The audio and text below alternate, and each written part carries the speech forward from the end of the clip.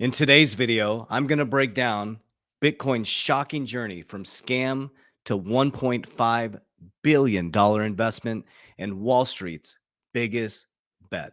My name is Coach JB. What I work to do is make very complex macro and microeconomic strategies very simple so the normal everyday person can implement them. I spent the last 7 years since I left corporate America studying these markets and how money moves through the system.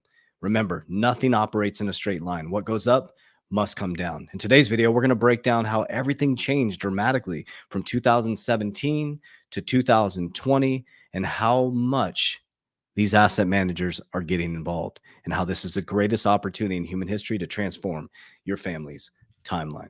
If you need any support, we get hundreds of questions about how I ensure my wealth. If you click the description of the video down below, you can set up a needs assessment with my team. The proper team member will reach out to you. Click the link in my bio. You can also fill out a needs assessment there. So let's dive right in, family. Okay, so the first thing I'm going to show you is Michael Saylor's, and I want to share with you guys as well. I've decided to I'm heading on a spiritual journey coming up to Peru. I do this twice a year. I did a lot of pre-recorded content. There'll be a ton of content that's coming out. That won't skip a beat with my content, but for a while I'll be out in Peru. But what I've started to do is I want to take you guys more into tactical and the mind mapping that I do. And the Good Morning Crypto Show does an awesome job, and I'll put them up here reporting the news. So I'll be doing that every once in a while, but I want to go more into mind mapping and showing you guys how my mind plays this out and how I make decisions, right? I don't worry about what a YouTuber says or what the news says. I do it based on what my gut says and my sacral says, and making decisions based on my heart, brain coherence, and what I want for my family. So when I see these waves of energy, I don't get too excited or too emotional. I just stay calm. I take the middle ground and I make my decisions based on how I feel. But I make the decisions also based on facts, figures, numbers, logic, and studying history and waves of energy. So I'm going to start showing you these mind mapping charts. So I love it. So I take all this research that I do and then I put it in. That's why I love this AI technology. I put it into a mind mapping thing where it mind maps it all out for me so I can look at it in chunks and I can see the wave of energy where I think it's going to go. So the first thing that I want to show you is how Bitcoin, or the first thing I want to show you is what Michael Saylor posted. And I want to show you the results, and I'm going to back into how much it's changed and where I think it's going to go. Okay, so first, this is on Michael Saylor's Twitter page. I think it was May 25th, 2024. Look at this. So I want you to look at the left side right here. So BlackRock iShares Bitcoin on January 10th, 2024, they own 228 Bitcoin. By the 31st, they own 66,000 Bitcoin. Let's fast forward to 5/23, 2024. They own 287,000 Bitcoin for a total of $19 billion. Fidelity, think about that. I think they're the largest. Fidelity is the largest 401k holder. They held 440, and now they hold 161,000, a total of $11 billion in Bitcoin. ARK is at 3 billion. We got Bitwise at 2 billion, and we got Grayscale down here. What is Grayscale at? Why is okay? So they were at 6. Why'd they go down? Anyways, you guys probably know more than I do around that. So they're at 19 billion. Okay. So it went from, this is crazy, man. It's like at $59 billion. Like, this is how much it's changed in a short amount of time. So that's what I wanted you guys to see. Okay. Now remember, BlackRock is the largest asset manager in the world. Fidelity is one of the largest 401k holders. BlackRock, Larry Fink was quoted saying that it's used for money laundering in 2017.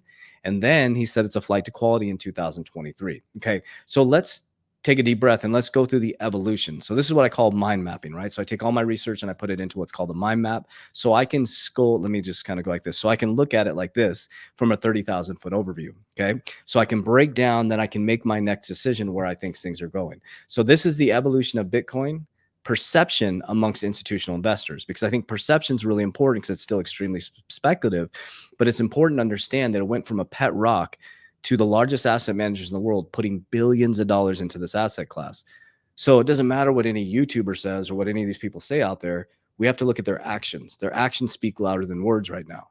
Their words were polarizing and piercing in 2017 when they made us think it was the worst thing ever when Jamie Dimon is creating his own blockchain, right? We know behind the scenes they were all getting ready for this. We know there was a reason Bitcoin's inception was created in 2009, right after the big financial collapse. We know that.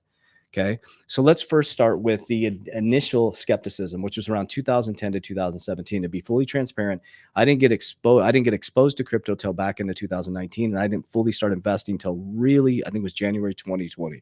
So that's when I got into cryptocurrency. And I'm so glad I did. And I'm so glad I went deep into this because I've been able to profit pretty greatly from it. And I'm set up very well for this bull run, but I'm going to be pulling profits on the way up. Okay. So we're going to talk about key figures and then we're going to talk about the perception. Okay. So 2010 to 2017, key figures, Jamie Dimon of JP Morgan Chase called Bitcoin fraud in 2017. Larry Fink from BlackRock said it was used for money laundering. Okay, so that's key. The perception was fraudulent and speculative, viewed as speculative with no intrinsic value, susceptible to manipulation, used for illicit activities. Manipulation, it's never been hacked since 2009, used for illicit activities. And we know that fiat is used for illicit activities, but that's what the public hears, right? I was in banking in 2017 and Jamie Dimon says, if you were to trade it or do it, you'll be fired. And you're a criminal if you use it. That's basically what he said. Okay. And then in 2017 to 2020, there was a gradual acceptance and infrastructure development. So there were some key developments. There was a launch of Bitcoin futures, the CBOE, and CME launched Bitcoin's futures in December 2017. So we started to see a little bit of change there. This is before this is when change really started to see its fruition. Regulatory clarity. So regulatory bodies provided clarity on cryptocurrency's legal status. Now, the perception is emerging asset class shifted from fringe investment to a potential valuable asset class, excuse me. Okay. So then in 2020, everything got shut down. Then boom, we're all on the internet, all eyes on the internet. Everybody's looking at Twitter. So what they did is they worked to separate us, but it kind of brought us all together, right? So mainstream institutional adoption in 2020. So the key figures and institutions during there, MicroStrategies, Michael Saylor, which I just showed you his tweet, announced significant Bitcoin purchases in 2020. Tesla, Elon bought 1.5 billion in Bitcoin and accepted his payments in 2021. Paul Tudor Jones invested in Bitcoin as a hedge against inflation in 2020. And BlackRock included Bitcoin futures investments portfolios in early 2021. Now, remember, Larry Fink at this point had not given it the green light as a flight to quality yet. The perception started to change to store of value and an inflation hedge viewed as digital gold and hedge against inflation. Now, why would they start changing their tone around 2020 to 2024? Is because, guys, they printed more money than in history from 2020 to 2022. They shut off the money supply, raised interest rates, and then in 2023, the bond yields inverted. And all of a sudden, Larry Fink is like, whoa, holy shit, this dollar is going down. It's collapsed 99% since 1913. Okay.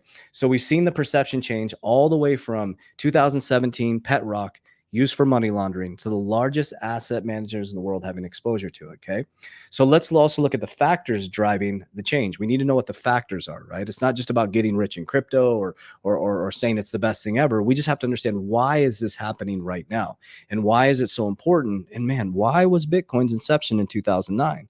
After the biggest financial collapse in history.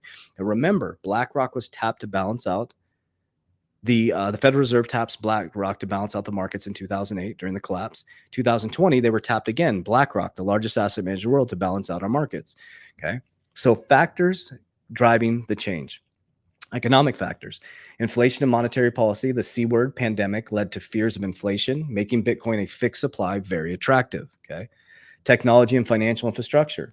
Institutional grade custodial solutions, companies like Fidelity, digital assets, Coinbase custody provides secure storage. Coinbase is going to be here, guys. They're connected, I'm telling you.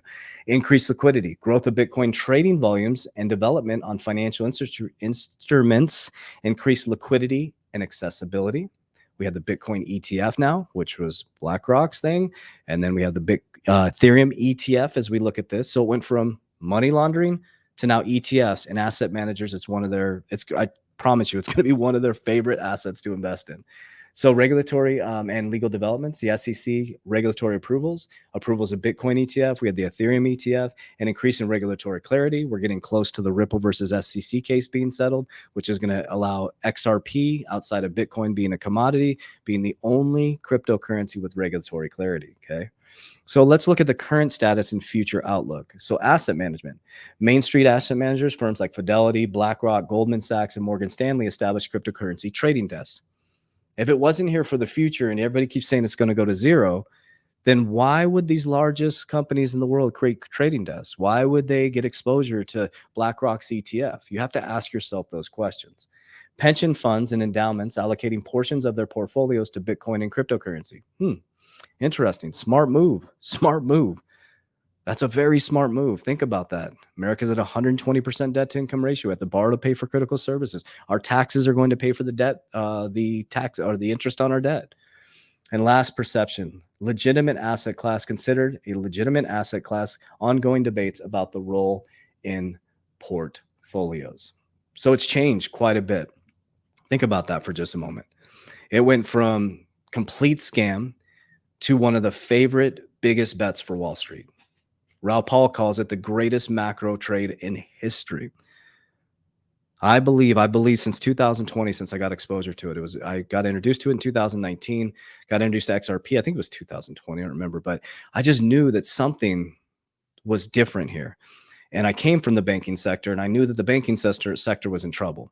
So I started going deep into research, and that's how I do it. I mind map things out. So I do my research, I do it spiritually, mentally, physically, and I mind map things out, and I can see that nothing operates in a straight line. Everything has a wave of energy.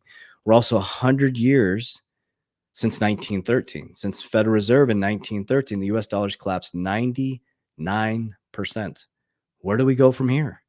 Well, where do we go? We go into innovative technology, on-demand liquidity, real-time payments, money moving at the speed of light, messaging moving at the speed of light, supply chain moving at the speed of light. Heck, you can sit at your house and order something on Amazon. Boom, it'll be at my house in 3 hours. The landscape has changed. The baby boomers are transferring their wealth down. We're moving from industrial to technical, Web 2.0 to Web 3.0, and an old archaic banking system to a new banking system. So Bitcoin's shocking journey from scam to $1.5 billion investment, and these asset managers get access to billions of dollars worth of Bitcoin. Do you realize how much that's going to be worth? If it goes to some of these price targets that they say, guys, it's 80% of the supply has not moved. It's a risk on, risk off asset, and you can't print more of it. There's a reason why these big asset managers are going towards it. So I think it's important for us to mind map these things and look and see where the future is going. So as I always share with you guys exactly what I'm doing, this is just my paradigm. I use cryptocurrency still as a very speculative asset. I have a robust portfolio. I did this in 2020, 2022, and this is what I'm doing in 2024 to 2026. As the prices go, so right now I dollar cost average every day. I buy a little bit of Bitcoin. I have my bags are packed in XRP. Right now I'm dollar cost averaging in Bitcoin and HBAR. Right now my bags are packed in all the others. Right, I feel comfortable with what I have. Bitcoin, I'm working to accumulate as much as I can before October, and when it dips, I buy more. So that's my in strategy. My out strategy, I'm holding 50% legacy long term forever. I'm exiting 50% on the way up. Okay. I'm 48 years old. Like I want to not have to be able to work again ever after 65, which I will, but I want to have the mentality and the financial setup where I can live off my assets for the rest of my life. Okay. So I'm pulling profits and I'm diversifying outside of cryptocurrency. I don't know what's going to happen with regulation. I don't know which cryptos are going to get smashed. So I want to make a safe bet and pull some profits off the table. I max fund my index universal life policies. That's what I do personally. I like to secure my principal. I like to get market like returns, right? I know there's a floor on it, so I can't lose my principal. I can borrow against cash value if I choose to, tax free. Okay. And then I'm looking at the back end. I think taxes are going to be higher on the back end, and I can access my cash value tax free around retirement age. That's what I do. I'm going to put more money into my businesses, create more cash flow. We're future proofing our businesses into 26 to 2030, looking at AI technology, information, which jobs are going to be here, which aren't going to be here. I use silver as my precious metal and Bitcoin as my gold. And then we're going into real estate. So that's what I got for you guys.